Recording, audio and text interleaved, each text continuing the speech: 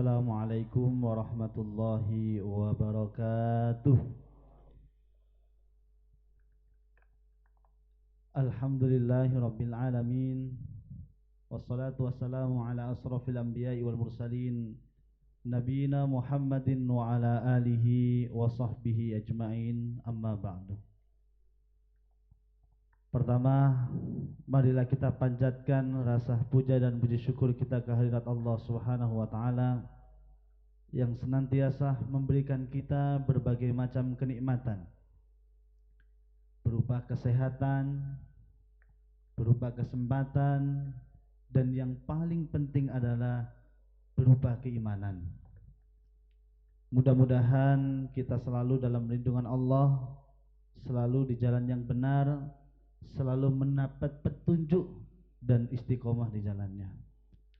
Salawat dan salam mudah-mudahan tetap tercurahkan kepada junjungan Nabi Allah Muhammad sallallahu alaihi wasallam yang telah mendidik kita, yang telah memberikan pelajaran kepada kita, yang pernah memberikan keteladanan kepada kita, sehingga kita bisa menjadi hamba Allah yang diridhai, hamba Allah yang selalu mencintai sunnah-sunnahnya. Amin ya rabbal alamin. Teman-teman sekalian, gimana kabarnya hari ini? Alhamdulillah. Mudah-mudahan Allah memberikan kita kesehatan, tidak hanya jasad kita, tidak hanya fisik kita, tapi yang lebih penting dari itu adalah hati kita bisa senantiasa sehat. Yang kami hormati takmir masjid, monggo Pak. Izinkan perkenan kami berbicara, mudah-mudahan bermanfaat. Ya, sebetulnya malu juga ada senior ya. Tapi nggak apa-apa, untuk berbakti ya, untuk berbagi ya, untuk berbagi ya, apapun yang bisa kita bagi ya kita bagi. Ya, ada uang ya kita bagi uang. Berhubung nggak ada uang ya, ini yang bisa saya bagi. Setuju teman-teman? Setuju. Sebelum saya melanjutkan ini, saya mau mengajukan beberapa pertanyaan karena saya tertarik tadi kok ada tambal ban itu ya tadi.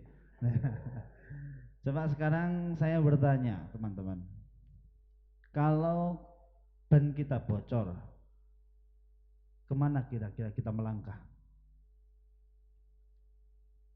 Tukang tambal ban, jangan ragu ya, kan sudah pengalaman. Kalau kemudian kita sakit, kemana kita berobat? Hah? Ke rumah sakit, ke dokter. Kalau kita punya keinginan, punya masalah, kemana kita pergi? Kemana? Ke rumah sakit. Allah. Ini yang perlu kita garis bawahi. Berarti kalau kemudian kita kalau misalkan punya persoalan, ya, punya masalah, punya ujian, sedang diuji, tapi kemudian kita tidak datang kepada Allah, kita tidak mengharap kepada Allah, itu tandanya kita tidak mengenal Allah sebaik kita mengenal tukang tambal ban untuk ban kita yang bocor. Kita tidak mengenal Allah sebaik kita mengenal dokter ketika kita sakit. Berarti ini ada yang salah. Ya. Sesungguhnya kalau kita sedang punya masalah, sedang punya keinginan, namanya juga manusia, pasti punya keinginan. Ada di sini yang tidak punya keinginan? Tidak ada. Apalagi pemuda Joko-Joko ini banyak keinginannya. Betul? Betul. Bayangkan seandainya pemuda yang banyak keinginan tetapi dia tidak menghadap kepada Allah, tentunya ini sangat berbahaya. Rasulullah SAW pernah nasihati Abdullah bin Abbas dalam sebuah perjalanan. Rasulullah bersabda, akan saya ajarkan beberapa kalimat kepadamu. Ihfadillaha yahfadka, ihfadillaha tajidhu tujahaka, idza sa'alta fas'alillah, wa idza sta'anta fasta'in billah.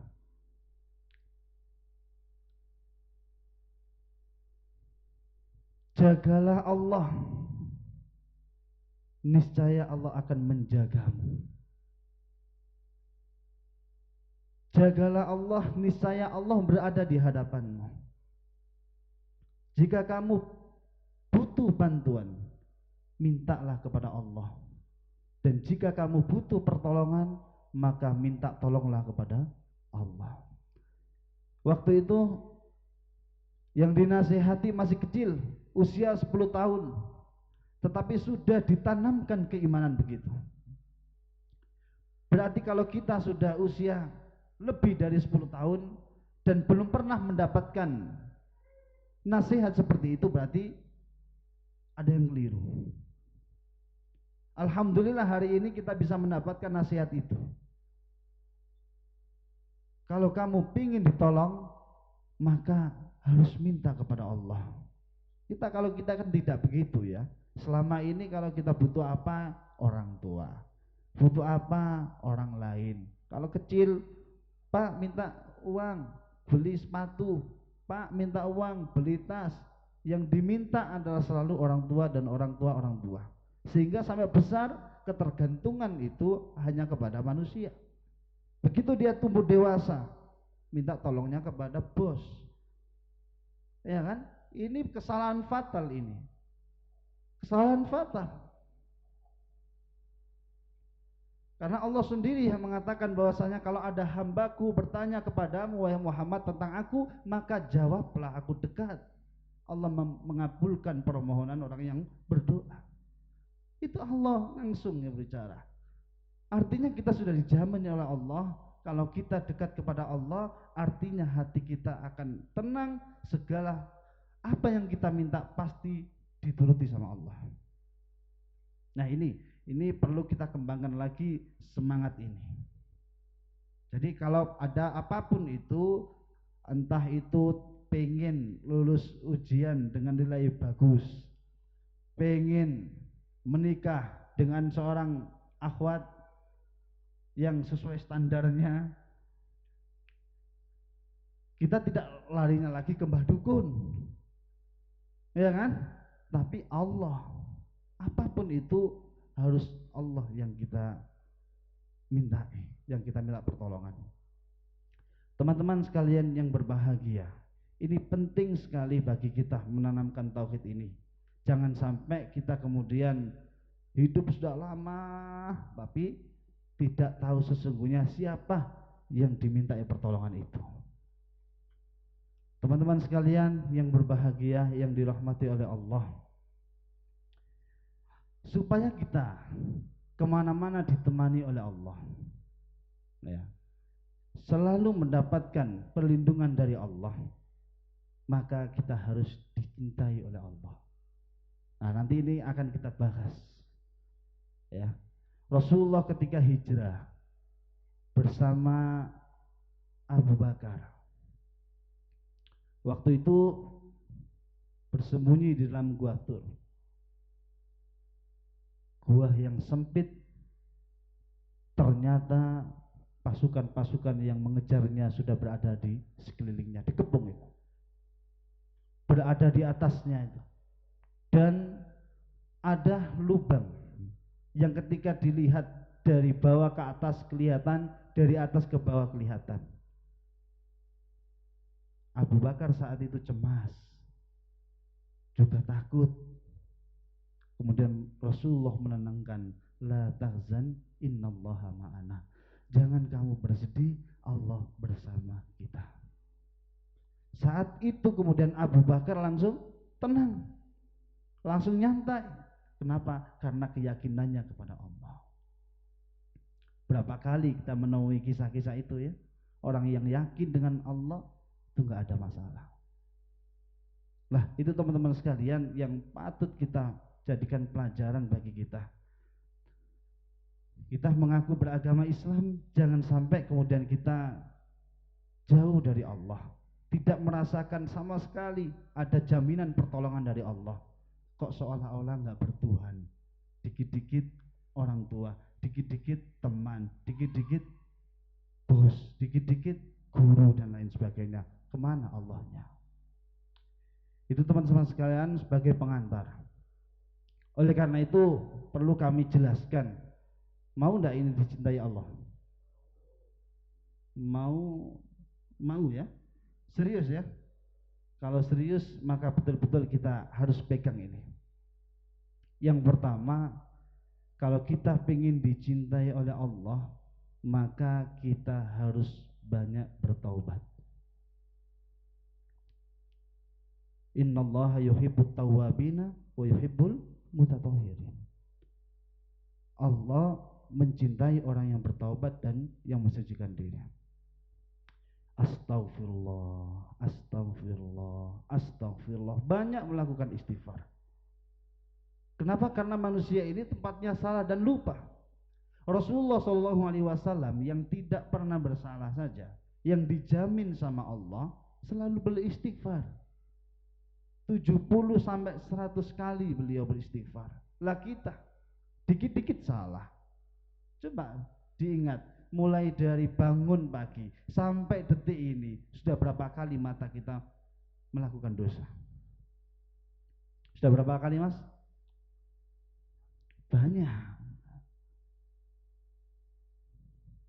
Tangan kita, kaki kita, sudah berapa kali? Belum lagi pikiran kita yang sering berpikiran yang jahat, yang sering berburuk sangka.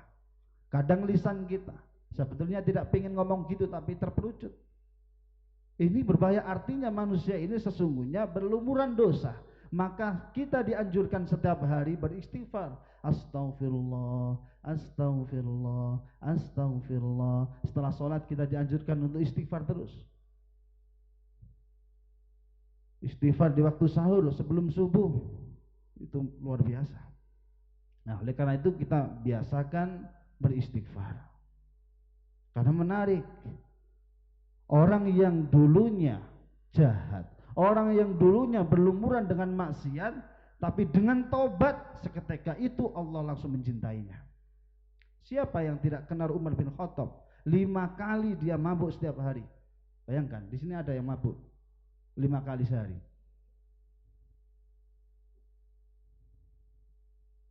Tetapi coba perhatikan, ketika beliau bertobat kepada Allah, maka langsung dosa-dosa itu dinolkan sama Allah. Kemudian diangkat derajatnya Umar bin Khattab. Kemudian dia menjadi orang yang pembela luar biasa. Bahkan ketika hijrah, wahai orang-orang kafir, siapa yang pengen istrinya jadi janda, siapa yang pengen anaknya jadi yatim, silakan hadang saya di balik bukit itu. Saya mau hijrah. Dan nggak ada yang berani. Bahkan beliau menjadi khalifah setelah Abu Bakar. Bahkan kuburannya di samping Rasulullah.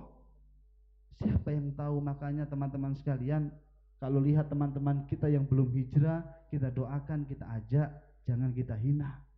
Boleh jadi ketika teman kita sudah hijrah bener-beneran dan dia takwah luar biasa, jangan-jangan mereka bisa lebih soleh daripada kita. Hebatnya lagi teman-teman, istighfar. Istighfar itu luar biasa. Kalau orang itu beristighfar, maka Allah akan memberikan banyak rezeki. Allah turunkan hujan yang lebat. Allah berikan kebun-kebun yang bagus, sungai-sungai yang indah. Dan insya Allah kita akan dijamin sama Allah. Oleh karena itu teman-teman semuanya, kita harus membiasakan diri untuk beristighfar kepada Allah. Pernah suatu ketika, ini kisah Imam Ahmad dengan seorang penjual roti. Imam Ahmad ini tiba-tiba dia pergi ke Mesir. Keras karena merasa capek, dia ingin istirahat di sebuah masjid. Kemudian dia ingin tiduran. Tetapi diusir sama marbot masjid. Kamu keluar sana. Dia nggak tahu kalau Imam Ahmad. Kalau dia tahu Imam Ahmad, imam besar yang waktu itu terkenal, maka dia mungkin dan pasti akan menyambutnya dengan luar biasa. Tapi nggak tahu, diusir akhirnya. Diusir dengan nada keras, didorong-dorong, maka keluarlah Imam Ahmad, kemudian menuju ke penjual roti tersebut. Ada yang unik di sini. Penjual roti itu kemudian memecahkan telur dengan astagfirullah, mengaduk tepung, astagfirullah, mulut-mulut gini, astagfirullah, melakukan aktivitas yang lain, pokoknya astagfirullah. Ketika diajak ngobrol, begitu ngobrol selesai, astagfirullah, astagfirullah, astagfirullah. Sehingga Imam Ahmad ingin tahu apa sih sesungguhnya yang dia inginkan, apa sih fadilahnya. Sebetulnya beliau tahu, tapi dia pengen ngetes. Kenapa sih Anda kok selalu istighfar? Demi Allah, saya beristighfar ini sejak dulu, waktu ketika masih muda. Dia sekarang sudah tua. Setiap apapun yang saya inginkan, pasti Allah kabulkan. Kecuali ada satu yang belum dikabulkan oleh Allah. Apa yang satu itu? Kata Imam Ahmad. Dia kemudian menjawab, saya rindu dan kepengen banget ketemu dengan Imam Ahmad. Pengen ketemu dengan Imam Ahmad. Ternyata langsung takbir beliau. Allahu Akbar, sayalah orangnya. Ini kisah apa ini? Luar biasa, kisah nyata ya, dengan istighfar mampu menggerakkan. Ya, dari rumah kemudian dia terdorong sampai ke masjid, sampai harus diusir, sampai kemudian ketemu dengan penjual roti. Itu kenapa? Karena Allah memang menggerakkan. Allah ingin menuruti orang-orang yang banyak istighfar. Jadi luar biasa istighfar itu. Ya.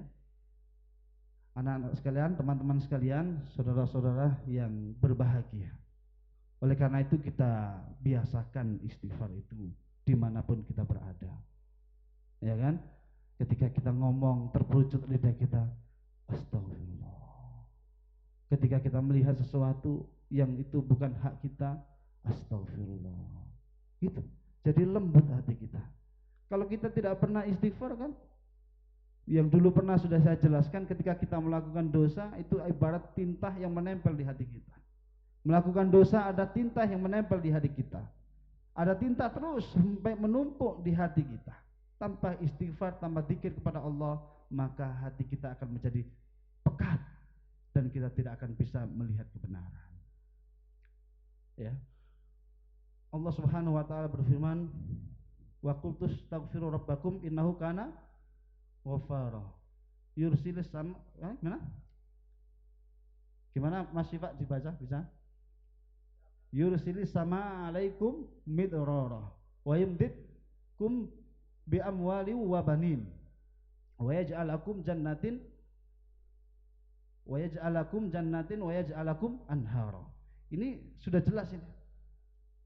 Allah menjamin orang yang banyak beristighfar maka Allah akan ampuni. Allah akan kirimkan hujan yang lebat. Allah kirimkan hujan yang lebat. Dan juga Allah memberikan kebun-kebun, harta dan anak, dan juga sungai-sungai. Itu tandanya apa? Berarti Allah cinta orang-orang yang membiasakan istighfar.